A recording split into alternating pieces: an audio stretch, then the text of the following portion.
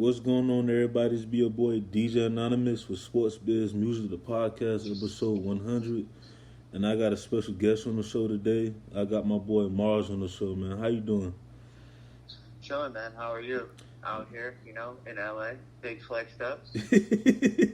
Man, you lucky, man, because over here, well, the hurricane might not even hit over here no more, but it was just crazy the last couple of days. People trying to get gas and stuff. You already know how that is. Hurricane season. Yeah. Honestly, it's weird. It's weird not being there because, I'm calling my parents every 10 minutes, yo, are you guys okay? Are you guys ready for that hurricane? Yeah, man. But apparently, right now, they say Dade and Broward, we gonna get strong winds, but it's not gonna hit us direct or whatnot. But they still that's what they're saying. But yeah. I'm tracking it because I'm worried about it. Yeah. And I'm looking at it, and that shit looks like it's going straight at you guys. Yeah, I know. It's a big storm too. It's a Category 5. It's what? They say it's one of the biggest storms since I think Wilma, Katrina, and Andrew. I mean it looks huge and it's moving super slow. It's just sus. And there was that hurricane that had hit Texas, I think last year, and it just kind of stayed there, it hit and it kind of just stuck around. Yeah, man. And I'm just worried that some weird shit like that happened. Yeah, man. I've been praying a lot. I'm just man, just somehow, some way move this hurricane, and the way it's going, it's we gonna get some of it from how I look now, but then it's gonna hit Georgia and the Carolinas and go up the VA and up in the East Coast. So, I think by that time, though, it'll be a Category 2 or something. So that won't be, so bad. Yeah, but especially if you go to the East Coast, I always said it, past Maryland, them boys, they don't know how to, it could be a tropical depression. They don't know, because, they're not used to that. That's yeah. If it was earthquakes down here, we'll go crazy. If it was a snowstorm in California, it'll be ridiculous. So it's especially South California. But But man, thank you again for coming on the show. For the people that may not know about you, because a lot of us down here, especially in Florida, we know about you. Introduce yourself a little bit to the people. Word. My name's Daniel. I go by Mars or Mars 3 times, and I started a podcast maybe 3 or 4 years ago, just out of my homie's room, and then I got lucky. I interviewed a couple people that ended up being some of the biggest artists of our generation, and now I live in LA and I work for yesjulz, and I do my radio show on yesjulz 1 a.m. radio on Dash Radio. That's what's up, man.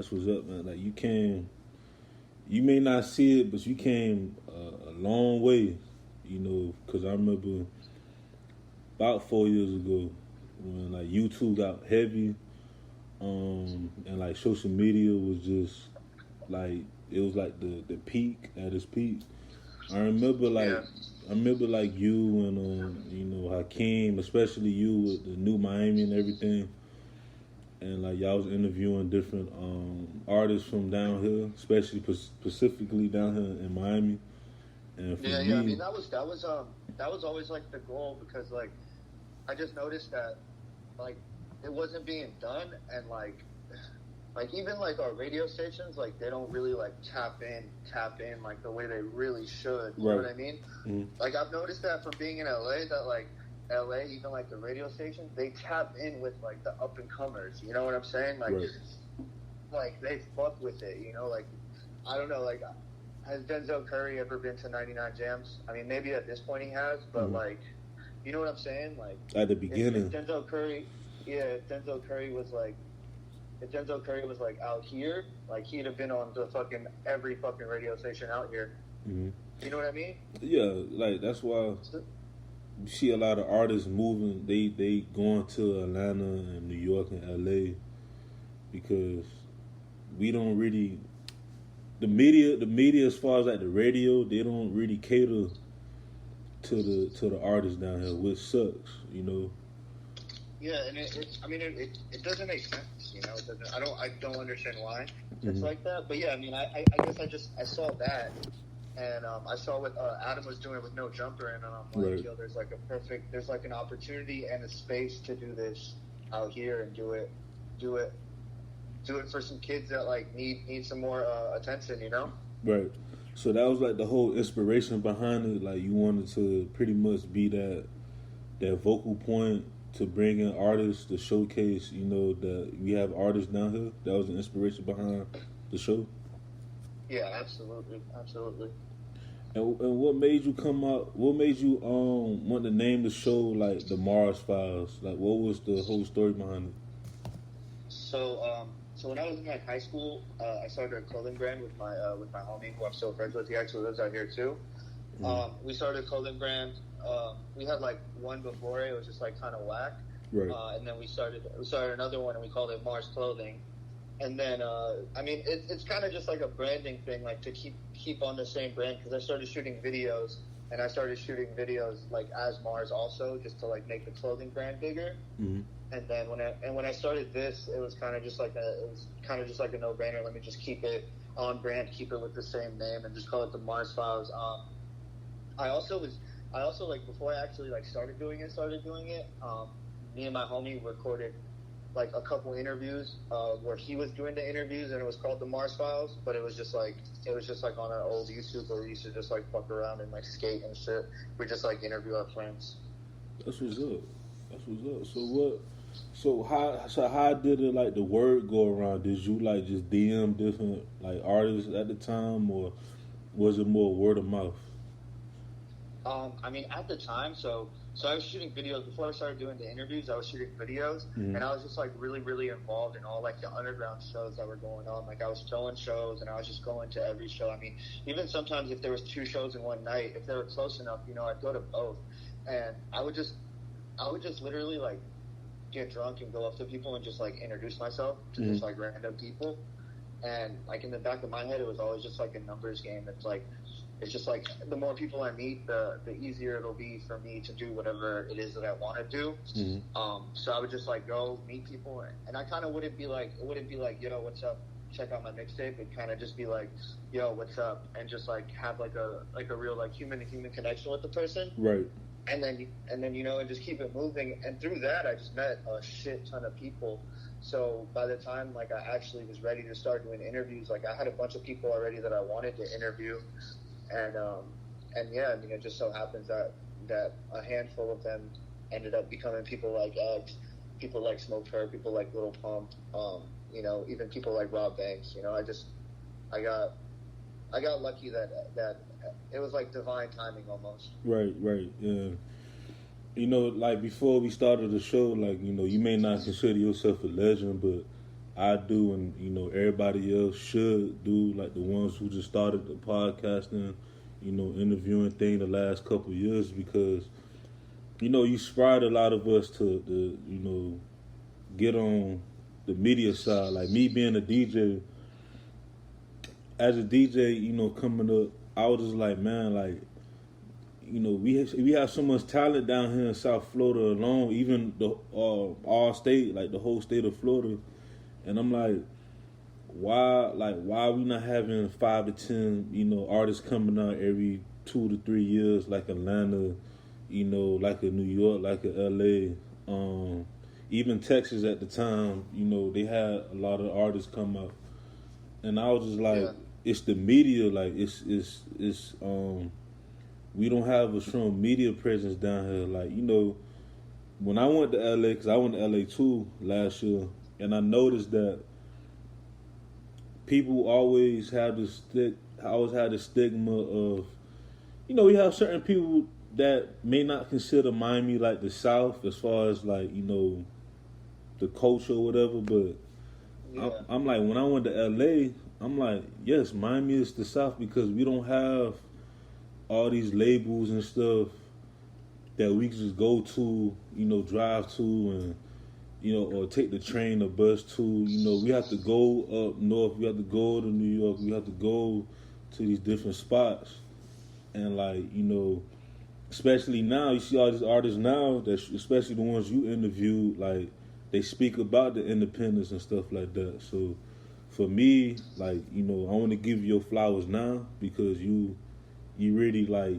It's like it's cool now to be a media personality down here. You know, like Yeah, absolutely. you know, and you know, if nobody ain't said, I'ma say like, you know, you really pretty much opened up the doors, you know, for us. And one of the questions I wanted to ask you was, you have any advice for like up and coming media personalities, especially coming from Miami? Yeah. First of all, though, thank you. I appreciate that, and I definitely am happy that I inspire people. Because also, it's like once I left, it's like somebody's got to keep doing the same thing, and it's dope that so many people have started doing it.